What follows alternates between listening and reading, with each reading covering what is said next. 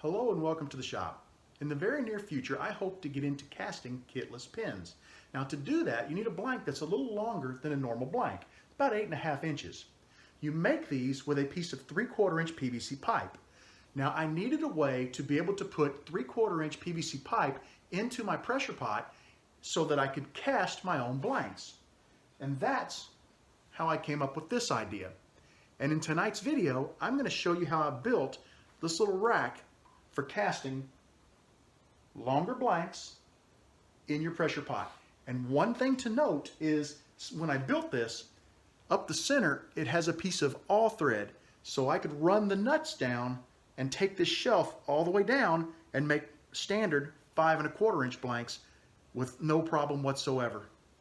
For this rack, we're going to need 2 acrylic discs of 8 5/8 inches in diameter. Now to make these, I'll draw my circle on a piece of acrylic. I'll put a hole right in the center of it. I'll take this acrylic blank over to the scroll saw and I'll rough cut the circle out. I then made a simple sled out of a piece of MDF and a runner, which I'll put onto my belt or my disc sander. You'll notice I got a couple of holes here. I'll start out in this back hole, which is the farthest from the disc, and I'll put the disc on the nail, and I simply rotate it against the disc slowly at first until I get a nice smooth surface. And you'll know when it's finished sanding because it'll spin freely. I then will move the nail forward to the next hole, so on and so on, until I get to the final hole. And by the time I get there, I have a perfect 8 5/8 inch disc that I can use to build my stand. We need to make one more of these in order to finish this stand.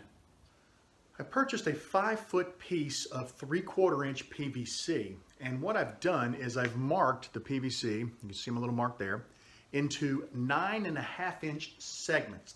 Now, one of my objectives is to make kitless pins. And with a kitless pin, you start out with an Alumilite blank or some type of an acrylic style blank in the neighborhood of 9 inches long. So by making these 9.5, I plan to build the rack to accept 6 9.5 inch pieces of PVC. What I will do, and you'll see this a little later in the video, is I'll build the rack to where it's a little squatter or a little shorter so that I can put, let's say 5.5 or 6 inch blanks in it to be able to turn normal size blanks in PVC pipe. What I'm going to do now is go ahead and get these. This was enough to make 6 perfect segments with a little tiny piece left over. So I'm going to go ahead and get this cut into 6 equal segments of 9.5 inches each. This part may seem a little odd, but it's not as bad as you might think. What I did is I drew several circles on the top of the piece of acrylic so that I could lay the second piece of acrylic on there, line it up, and find where my hole should be.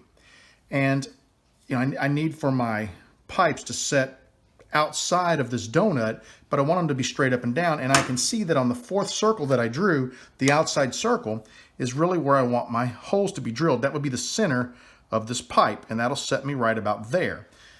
Now, what I did is I just took a compass and I drew a rosette, and I centered this hole, the 1/4 inch hole in my acrylic on the rosette, and then everywhere that line crossed, the tip of the rosette is what I'm shooting for, so I just simply put a dot.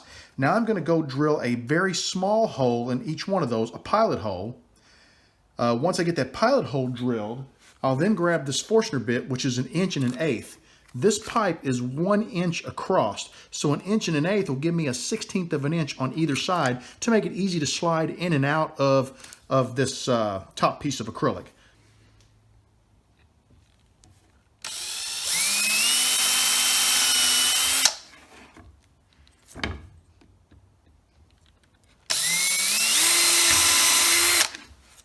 Now we'll head over to the drill press and use that Forstner bit to enlarge each of those holes.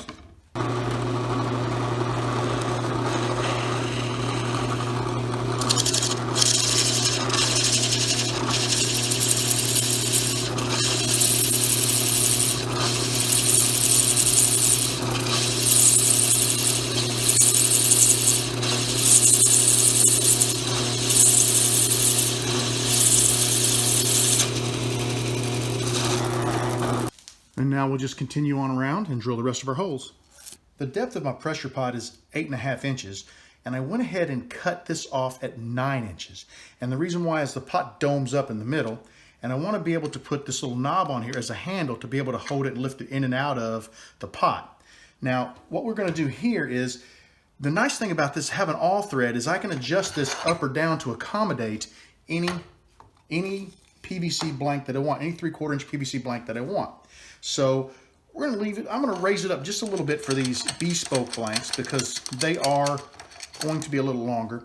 I said they need to be 9 inches. I got to be careful. I moved them toward the middle in an effort to take advantage of the dome, but these are 9.5. I'm going to cut them down to 9 and see how well they fit in there, because really I need an 8.5 inch blank. So I could take a little more off if I need to, but I'm trying to be really careful and keep these as long as possible.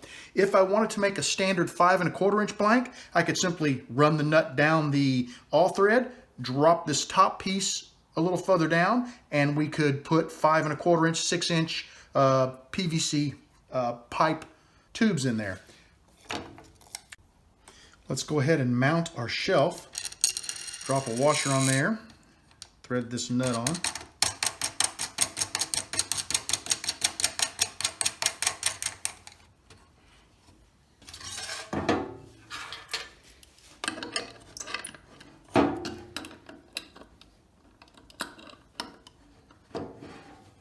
Snug it up.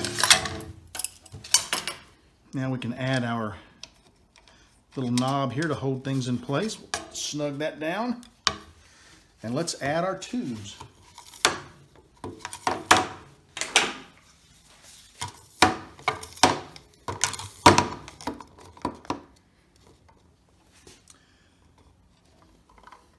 I do believe I'm going to have to shorten these, but let's grab the pressure pot and find out just how much.